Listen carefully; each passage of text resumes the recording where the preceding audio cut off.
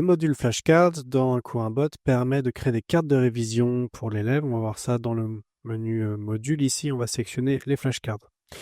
Deux façons de faire, c'est comme pour les QCM, soit on va utiliser une source qui est déjà importée, soit on importe un nouveau fichier, on va faire avec la source existante ici. On peut modifier le texte, faire toutes les coupes qu'on désire.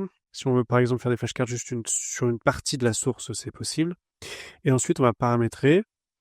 Le paramétrage le plus classique, c'est révision générale, mais on peut aussi demander des définitions, des formules, n'importe quoi. On peut personnaliser aussi, hein. On peut utiliser un prompt vide et dire, bah voilà, moi je voudrais que tu centres autour de tel ou tel personnage dans cette nouvelle et que tu me poses des questions à propos à propos de lui. On peut aussi rentrer dans la bibliothèque de prompt là et construire ses propres instructions qu'on peut réutiliser entre plusieurs documents. On va faire ici avec les révisions générales. On va garder 10 cartes à générer, niveau de difficulté lycée. On peut paramétrer la langue, on va garder le français ici, et je clique sur générer flashcard, et c'est parti, ça c'est en génération. Je vais, voilà, donc les flashcards ont été générés à succès, on va voir un petit peu à quoi ça ressemble. Donc on a ici 10 flashcards qui ont été générés. Si je clique dessus, j'ai accès à la fois à la question et à la réponse. La réponse, on le voit, est en Markdown. Donc il y a des petites astérisques là pour le mettre en gras. On peut avancer dans les différentes flashcards. On peut tout corriger, on peut supprimer, etc. C'est comme avec les QCM, ça ressemble beaucoup. On peut exporter les flashcards qu'on a créés. Il suffit de cliquer sur export et il y a différents formats. On peut inclure ou pas les réponses. Voilà, le fonctionnement est assez similaire à celui des QCM en fait. On va aller voir maintenant côté élève ce que ça donne. On pourrait cliquer sur tester ici, mais comme il y a quelques petites fonctions en plus côté élève, je vais faire une coupe. Donc ici, on est côté élève, et si on regarde les modules, on voit qu'on a ici les flashcards qui ont été produites. Deux possibilités, on peut avoir des révisions personnalisées ou réviser l'ensemble du paquet. On va faire d'abord l'ensemble du paquet, on verra après pour l'idée d'une révision personnalisée. Donc ça marche sur le principe de l'auto-évaluation. L'élève voit la question, ensuite il essaye d'y répondre lui-même intérieurement, et après révélation de la réponse, il regarde s'il a bien répondu ou pas.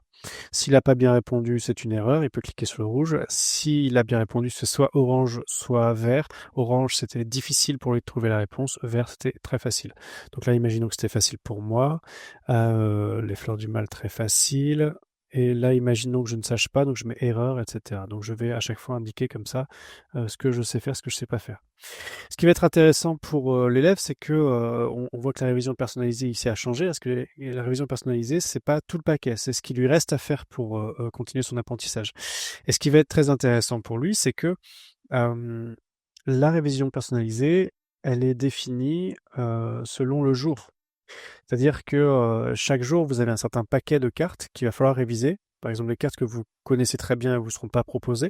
Les cartes pour lesquelles c'est plus difficile, elles vous seront proposées plus régulièrement. Et celles qui étaient en erreur, elles vous seront quasi systématiquement proposées d'un jour à l'autre.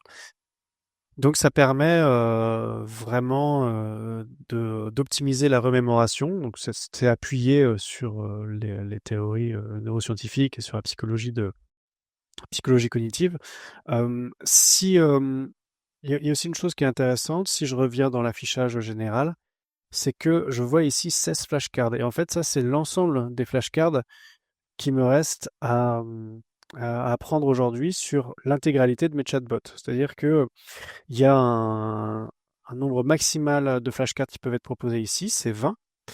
Mais ces 20 flashcards, elles sont piochées dans la totalité des chatbots qui possèdent des flashcards. Ce qui fait que j'ai toujours un nombre réduit ici de flashcards que je peux réviser. Donc ça permet à l'élève de ne pas se noyer et d'avoir toujours les plus importantes sur l'ensemble des chatbots auxquels il est abonné. Ça permet d'avoir une remémoration assez pratique. Il se connecte, il clique dessus et il révise ses flashcards. Il se reconnecte le lendemain et il continue comme ça jusqu'à ce que tout soit acquis.